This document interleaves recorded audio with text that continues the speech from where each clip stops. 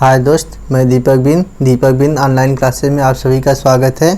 तो दोस्तों, यह समान विज्ञान का 14वां पाठ है। इससे पहले मैंने 13 पाठ करा दिया हूं। जो भी विद्यार्थी नहीं दिखे हैं वे दीपक बिन ऑनलाइन क्लासेस में जाकर देख सकते हैं। तो दोस्तों, अगर आप सभी लोग मेरे चैनल पर नए हैं तो सब्सक्राइब कर लीजिए, जिससे मैं कोई भी वीडियो अपलोड करूँ उसका नोटिफिकेशन आपके पास पहुँच जाए। तो दोस्तों, चलिए हम शुरू करते हैं।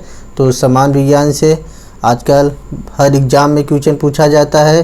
2-3 क्वेश्चन हमेशा हर एग्ज़ाम में पूछा जाता है। तब आप लोग दोस्तों अच्छे से तैयारी कर लीजिए, और मैं जितना प्रैक्टिस से कराऊँ आप लोग उतना अच्छे से करिए। इतने में लगभग दोस्तों अगर 40-50 प्रैक्टिस सेट कराऊँगा उतने में लगभग आपका बहुत से क्वेश्चन फंस जाएंगे एग्ज़ाम में।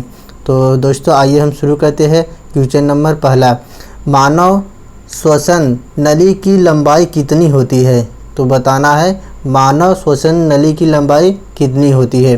5 सेमी, 10 सेमी, 12 सेमी या 15 सेमी। तो दोस्तों मानव श्वसन नली की लंबाई 12 सेमी होती है। इसका ऑप्शन नंबर सी राइट हो जाएगा। तो अगला क्वेश्चन देखते हैं। वेरी इम्पॉर्टेंट है यह दोस्तों। इसमें प्रमस्तिष्क, अनुमस्तिष्क, मेडुला, इसमें बहुत से बच्चे कन्फ्यूजन होते हैं। तब देखिए दोस्तों इनका प्रत्येक का कार्य क्या है। तो बताइए मस्तिष्क का कौन सा भाग श्वसन की क्रिया पर नियंत्रण रखता है? प्रमस्तिष्क, अनुमस्तिष्क, मेडुला या सभी? तो दोस्तों जो यह मेडुला होता है, ऑप्शन नंबर सी मेडुला, यह दोस्तों क्या बोला जाए मस्तिष्क का श्वसन की क्रिया पर नियंत्रण कर रखता है। ऑप्शन नंबर सी राइट हो जाएगा। और दोस्तों मेडुला का और क्या कार्य है जान लीजिए। तो मेडुला दोस्तों यह मेरु रज्जु के सिरे पर एक छोटी सी गांठ जैसा होता है। यह अनैच्छिक और स्वचालित क्रियाओं को नियंत्रित करता है, और यह हृदय, फुसफुस, रक्त प्रणाली, पाचन तंत्र इत्यादि की क्रियाओं से संबंधित है। तो एग्ज़ाम में पूछ सकता है। और इसका और कार्य क्या है मेडुला का? तो मेडुला का दोस्तों और कार्य है, यह मस्तिष्क का सबसे पीछे का भाग होता है। इसका मुख्य कार्य उपापचय, रक्तदाब, आहार नाल के कर्माकुंचन ग्रंथि, स्राव तथा हृदय की धड़कनों का नियंत्रण करता है। कौन? मेडुला। और प्रमस्तिष्क दोस्तों यह मस्तिष्क का अगला भाग है जो आकार में सबसे बड़ा झुर्रियों व कुंडलियों से भरा होता है। और दोस्तों इसका कार्य क्या है? तो इसका बाहरी भाग धूसर तथा भीतरी भाग श्वेत पदार्थों का बना होता है, जो थैलेमस और हाइपोथैलेमस के नाम से भी जाना जाता है। और यह संवेदनाओं, बुद्धि, विवेक तथा ऐच्छिक क्रियाओं का नियंत्रण रखता है। कौन? प्रमस्तिष्क। और अनुमस्तिष्क यह दोस्तों प्रमस्तिष्क का पिछला भाग होता है, जो मांसपेशी तंत्र और शरीर के संतुलन का नियंत्रण करता है। यह आदत बनने वाली क्रियाओं को भी नियंत्रण रखता है। कौन? आपका अनुमस्तिष्क। तो दोस्तों उम्मीद करता हूँ आप सभी को समझ में आ गया होगा इनका क्या सबका अलग अलग कार्य है। तो आइए अगले क्वेश्चन पर चलते हैं। मूत्र में पाए जाने वाला वर्णक या पिगमेंट क्या होता है? तो यूरोफोम, यूरोक्रोम, यूरोग्राम, इनमें से सभी। तो दोस्तों सभी लोग जानते हैं यूरोक्रोम के कारण आपका जो पेशाब का पीला रंग होता है वही होता है, यानी वर्णक पिगमेंट। ऑप्शन नंबर बी इसका राइट हो जाएगा। तो अगला क्वेश्चन देखते हैं। क्वेश्चन नंबर 4 दोस्तों, अगर आप सभी को अच्छा लगे तो प्लीज़ लाइक ज़रूर कीजिए। तो अगला क्वेश्चन, मनुष्य में किस प्रकार का निषेचन पाया जाता है? बाह्य निषेचन, अंत निषेचन या दोनों? तो दोस्तों मनुष्य में अंतः निषेचन पाया जाता है। इसका ऑप्शन नंबर बी राइट हो जाएगा। अगला क्वेश्चन देखते हैं। यह भी देखो दोस्तों बहुत बार एग्जाम में पूछा गया है। मस्तिष्क में चारों ओर पाए जाने वाला आवरण क्या कहलाता है? तो दोस्तों मस्तिष्क में चारों ओर पाए जाने वाला आवरण या मेनिंजाइटिस कहलाता है। इसका ऑप्शन नंबर ए राइट हो जाएगा। और हाइपोथैलेमस, हाइपोथैलेमस से बहुत एग्जाम में पूछा जाता है। इसका क्या कार्य है? तो दोस्तों हाइपोथैलेमस अंतः स्रावी ग्रंथियों से स्रावित होने वाले हार्मोन का नियंत्रण करता है। और इसका मुख्य कार्य क्या है दोस्तों? यह भूख, प्यास, ताप नियंत्रण और प्यार, घृणा आदि के केंद्र होते हैं। और रक्तदाब, जल के उपाचय, पसीना, गुस्सा और खुशी आदि इसी के नियंत्रण में रखता है। किसमें? हाइपोथैलेमस में। तो अगले क्वेश्चन आइए, इसका ऑप्शन नंबर ए राइट हो जाएगा। अगला क्वेश्चन देखिए दोस्तों, यह बहुत बार एग्जाम में पूछा गया है, आप लोग अच्छे से देखिए। स्मरण एवं चिंतन का कार्य मस्तिष्क का कौन सा भाग करता है? तो देखिए स्मरण और चिंतन का कार्य मस्तिष्क का कौन सा भाग करता है? तो दोस्तों यह सेरिब्रम करता है। सेरिब्रम मस्तिष्क का स्मरण और चिंतन का कार्य करता है। इसका ऑप्शन नंबर ए राइट हो जाएगा। और सेरिबलम दोस्तों सेरिब्रम अलग होता है और सेरिबलम अलग होता है। तो सेरिब्रम क्या कार्य है? तो दोस्तों सेरिब्रम का मुख्य कार्य है, यह मस्तिष्क का सबसे विकसित भाग है। कौन? सेरिब्रम। और यह बुद्धिमत्ता, स्मृति, इच्छा शक्ति, ऐच्छिक गतियों, ज्ञान, वाणी, चिंतन का केंद्र है। ज्ञानेंद्रियों से प्राप्त प्रेरणाओं का इसमें विश्लेषण एवं समन्वय होता है। किसमें? सेरिब्रम में। और सेरिबलम में क्या होता है? तो आप लोग अच्छे से देखिए। सेरिबलम इनका कार्य क्या है? यह शरीर का संतुलन बनाए रखता है एवं ऐच्छिक पेशियों के संकुचन पर नियंत्रण करता है। यह आंतरिक कान के संतुलन भाग से संवेदनाएं ग्रहण करता है। कौन? सेरिबलम। अब हाइपोथैलेमस का भी बारे में बताया दोस्तों। हाइपोथैलेमस अंतःस्रावी ग्रंथियों से स्रावित होने वाला हार्मोन्स का नियंत्रण करता है। इसमें भूख, प्यास, गुस्सा इसी से नियंत्रित करते हैं। तो दोस्तों उम्मीद करता हूँ। और मेडुला को अभी बताएं दोस्तों।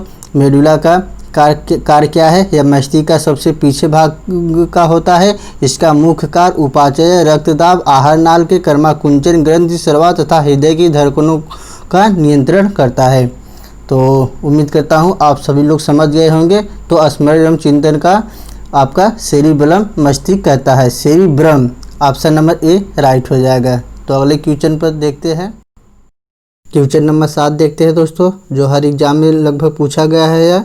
तो शारीरिक संतुलन हेतु मस्तिष्क का कौन सा भाग उत्तरदायी होता है? सेरिब्रम, सेरिबेलम, मेडुला या हाइपोथैलेमस? तो शारीरिक संतुलन एवं मस्तिष्क का यह सेरिब्रम भाग उत्तरदायी होता है। ऑप्शन नंबर ए राइट हो जाएगा। जो सेरिब्रम मस्तिष्क का सबसे बड़ा भाग है और इसका कार्य क्या है? ज्ञानेंद्रियों से प्राप्त प्रेरणाओं का इसमें विश्लेषण एवं समन्वय होता है। और इसका सबका एग्जाम्पल पिछले क्वेश्चन में बता दिया हूँ।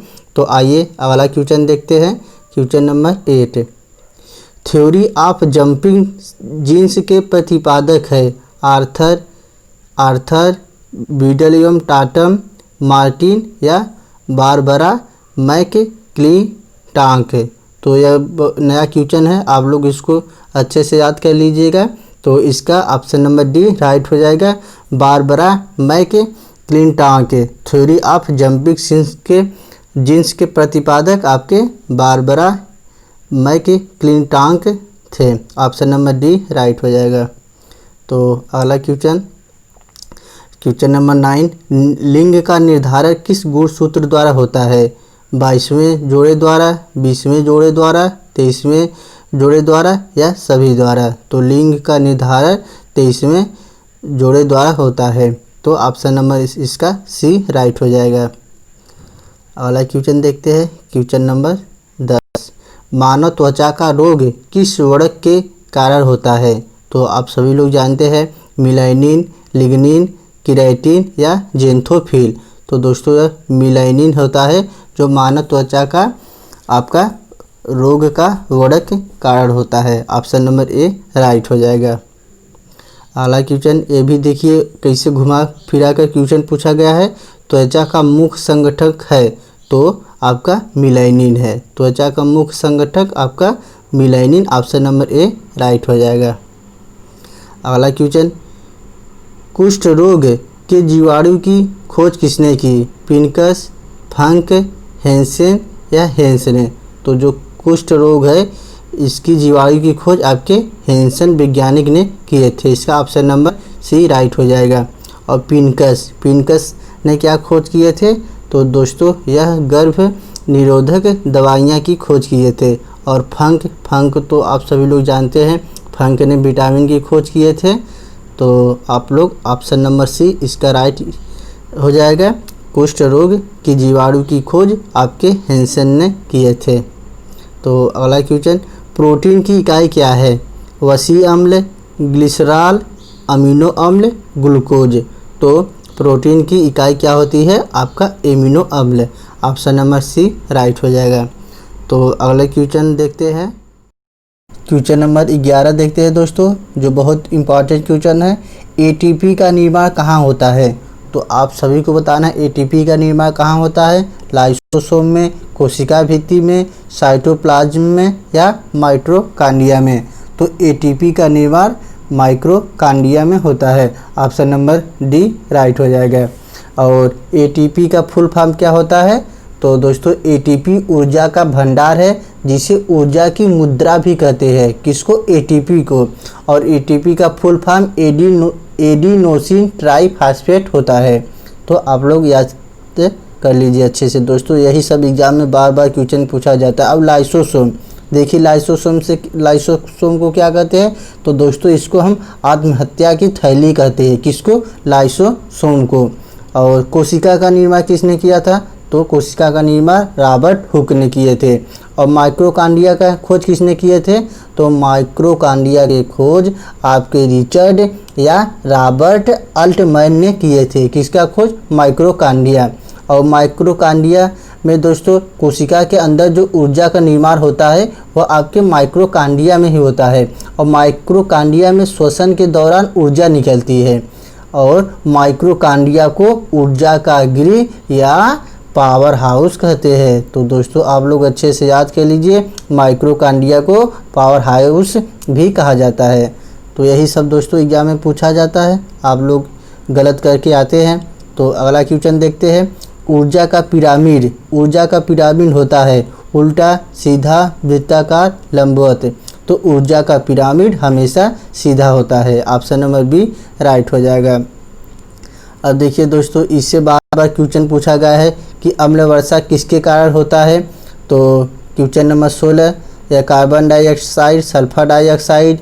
Option number B nitrogen oxide या सल्फर डाइऑक्साइड, कार्बन डाइऑक्साइड या नाइट्रोजन ऑक्साइड, या कार्बन डाइऑक्साइड आपका नाइट्रोजन ऑक्साइड? तो दोस्तों अम्ल वर्षा का मुख्य कारण होता है नाइट्रोजन ऑक्साइड और आपका सल्फर डाइऑक्साइड। तो ऑप्शन नंबर बी इसका राइट हो जाएगा, जो बहुत बार एग्जाम में पूछा गया है दोस्तों। अम्ल वर्षा का कारण नाइट्रोजन ऑक्साइड और सल्फर डाइऑक्साइड। तो अगला क्वेश्चन देखते हैं। अब देखिए दोस्तों, यह भी बहुत इंपॉर्टेंट क्वेश्चन है, हमारे शरीर के किस अंग में एंटीबॉडी बनते हैं? तो यकृत में, प्लीहा में, अस्थिमज्जा में, टांसिल में? तो हमारे शरीर में आप टांसिल भाग में दोस्तों एंटीबॉडी बनते हैं। ऑप्शन नंबर डी राइट हो जाएगा। और प्लीहा को क्या कहते हैं? प्लीहा को दोस्तों रक्त कब्रगाह कहते हैं, यानी ब्लड बैंक दोस्तों, ब्लड बैंक। किसको? प्लीहा को ब्लड बैंक या रक्त कब्रगाह कहते हैं, जो बार बार एग्जाम में पूछा गया है। और यकृति या दोस्तों यकृति मानव शरीर का सबसे बड़ा ग्रंथि है। यकृति यानी लीवर मानव शरीर का सबसे बड़ी ग्रंथि है। अस्थिमज्जा का निर्माण कहाँ होता है? तो लाल रक्त कणिकाओं का निर्माण आपका अस्थिमज्जा में होता है। तो दोस्तों यही सब एग्जाम में पूछा जाता है, आप लोग गलत करके आते हैं। अगर दोस्तों आप सभी को अच्छा लगे तो प्लीज़ लाइक करना बनता है। तो क्वेश्चन नंबर 18 देखिए, ट्रिप्सिन क्या है? तो बताना है ट्रिप्सिन क्या है। हार्मोन है, विटामिन है, एंजाइम है या लवण है? तो दोस्तों ट्रिप्सिन या आपका एंजाइम होता है। ऑप्शन नंबर सी राइट हो जाएगा। अगला क्वेश्चन देखते हैं, मनुष्य के मूत्र का पीएच मान कितना होता है? तो 4, 6, 7, 9। तो मूत्र का पीएच मान आपका 6 होता है। और जो इसका पीलापन होता है क्यों होता है, यह यूरोक्रोम के कारण, जो सबसे अधिक मात्रा में यूरिया होता है। अगला क्वेश्चन क्रोमोसोम। देखिए दोस्तों, क्रोमोसोम शब्द सर्वप्रथम किसने दिया था, यानी तो बताना है जॉन डाल्टन। जॉन डाल्टन तो दोस्तों परमाणु के सिद्धांत का प्रतिपादन किए थे। फैक्स, मेलियस प्लांक या वाल्डेयर ने। तो दोस्तों इसका ऑप्शन नंबर आपका वाल्डेयर सही हो जाएगा। क्रोमोसोम की खोज किसने किए थे, Waldeyer. Option number D right हो जाएगा। तो अगला क्वेश्चन देखते हैं। देखिए कुछ क्वेश्चन बड़ा है, आप लोग अच्छे से पढ़िएगा। जब बर्फ़ पानी में तैरती है तो उसके आयतन का कितना हिस्सा पानी के ऊपर रहता है, 1/10 हिस्सा, 1/5 हिस्सा, 1/100 हिस्सा, 1/9 हिस्सा। तो दोस्तों जब बर्फ़ में पानी तैरती है तो उसके आयतन का 1/10 हिस्सा पानी के ऊपर रहता है। ऑप्शन नंबर ए राइट हो जाएगा। तो अगले क्वेश्चन पर देखते हैं। क्वेश्चन नंबर 22 देखते हैं दोस्तों, जो बहुत बार एग्जाम में पूछा गया है। अपमार्जक मिलाने पर पानी के पृष्ठ तनाव पर क्या प्रभाव पड़ता है, घटता है, बढ़ता है, समान ही रहता है या कभी बढ़ता है तो कभी घटता है। तो अपमार्जक मिलाने पर पानी के पृष्ठ तनाव हमेशा दोस्तों घटता है। इसका ऑप्शन नंबर ए राइट हो जाएगा। नेक्स्ट क्वेश्चन, ऊष्मा का सर्वोत्तम चालक होता है। तो आप सभी को पता होगा ऊष्मा का सर्वोत्तम चालक क्या होता है, चांदी, सोना, लोहा, पारा। तो दोस्तों ऊष्मा का सर्वोत्तम चालक हमेशा चांदी होता है। ऊष्मा का सर्वोत्तम चालक आपका चांदी, Ag, जो चांदी को हम Ag को प्रदर्शित करते हैं। तो ऑप्शन नंबर ए राइट हो जाएगा। तो नेक्स्ट क्वेश्चन, जाड़े के दिनों में पेंडुलम घड़ी हो जाती है, तेज, सुस्त, कोई परिवर्तन नहीं या कोई नहीं। तो बताना है जाड़े के दिनों में पेंडुलम घड़ी हो जाती है। तो हमेशा जाड़े के दिनों में पेंडुलम घड़ी तेज हो जाती है। इसका ऑप्शन नंबर ए राइट हो जाएगा। अगला क्वेश्चन, लास्ट क्वेश्चन, जो दोस्तों लेंस से संबंधित क्वेश्चन है। तो इसका बताना है कैमरे की दीवार यानी शटर पर कौन सा लेंस होता है, उत्तल लेंस, अवतल लेंस या नतोदर या उभयतल। तो कैमरे की दीवार पर हमेशा दोस्तों उभयतल लेंस का प्रयोग करते हैं। इसका ऑप्शन नंबर डी राइट हो जाएगा। और आपका जो उत्तल लेंस है, जो पीछे की दृष्टि को देखने के लिए हम उत्तल लेंस का प्रयोग करते हैं।